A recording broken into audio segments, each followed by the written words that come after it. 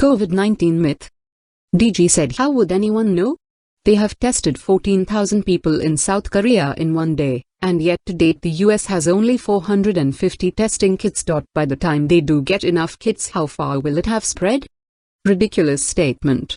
Fun fact: the flu and coronavirus can be confused for each other as they have almost identical symptoms. The only true distinguishing factor is the horrendous forms viral pneumonia that they both cause, but by then you are already hospitalized. GG China 1. No, antibiotics do not work against viruses, only bacteria. COVID-19 is a virus and, therefore, antibiotics should not be used as a means of prevention or treatment. However, if you are hospitalized for the virus, you may receive antibiotics because bacterial co-infection is possible. May we have a moment of your time? Our public funding only covers some of the cost of producing high-quality, balanced content. We depend on the generosity of people who believe we all should have access to accurate, fair journalism. Caring people just like you. While there was a report from the French Ministry of Health that made headlines recently suggesting ibuprofen, Advil registered, Motrin registered, can exacerbate a coronavirus infection, Dr. Esper says the evidence doesn't support that. We have not seen this in any of our experience here in the United States, he says. COVID-19 is not transmitted through the air. Some viruses can be transmitted through the air. However, according to the WHO, COVID-19 is not one of them. Rather, this virus is transmitted through contact with respiratory droplets produced when a person with COVID-19 coughs, sneezes or exhales. Experts say because of this, so long as people stay 3 feet apart, droplets are more likely to fall harmlessly than they are to come in contact with another person. What's not clear is whether droplets that fall on counters, desks or other surfaces are still able to infect others, or for how long those droplets stay infectious. Of course, such an attitude ignores the potential for SARS-CoV-2 carriers with mild illness and those who are asymptomatic to transmit it to people who are more vulnerable. Which is a kind of narcissistic or self-centered perspective that's not unusual when we're young. So there are many factors that allow us to discount risk during the early stages of a new infectious disease, Pierre said. There have also been a few anecdotal cases from French physicians. These cases are not published yet, and even if or when they are, they cannot prove a causal link as they only describe experiences of a few patients without an active comparison group to control for other variables. Myth 3. There's nothing we can do until a vaccine is invented. Hirsch said an effective vaccine is realistically about 12 to 18 months away. Once one becomes available, it will take time to understand how effective it is.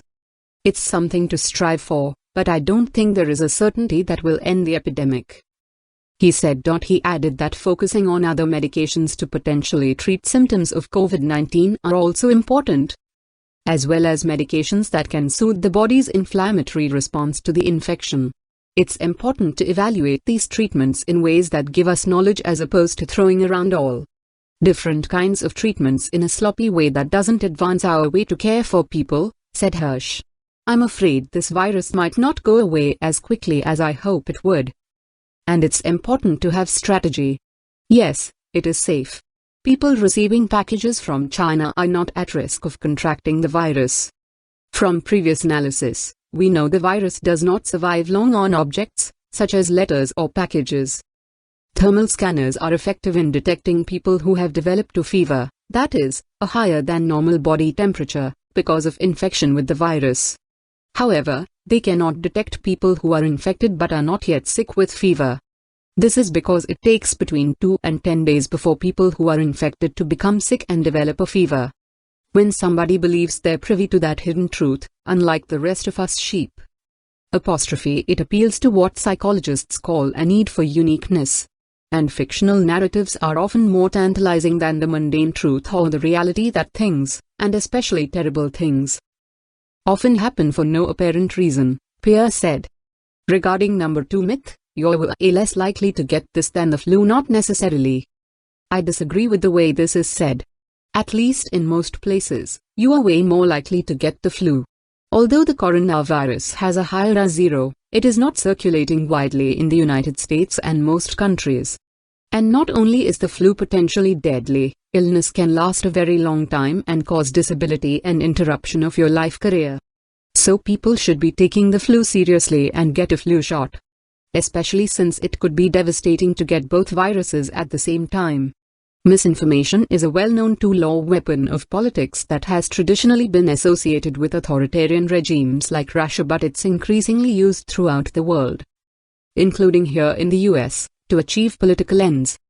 Some have argued that the intent has been to get people to lose faith not only in institutions of authority, but to lose faith in the very concepts of truth and trust, such that we now live in something of a post-truth world, said Pierre.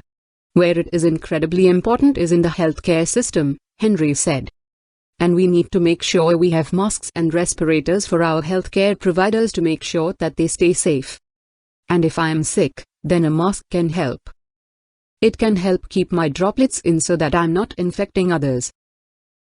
No, and no. Swallowing or gargling any of the above substances will not protect you from the coronavirus. In fact, some of these can actually cause severe harm to you and your body. Even spraying alcohol or chlorine all over your body won't protect you against the virus, and it can harm your eyes and mouth. Chlorine, bleach and alcohol can be helpful to disinfect surfaces, but the WHO recommends using them under appropriate recommendations.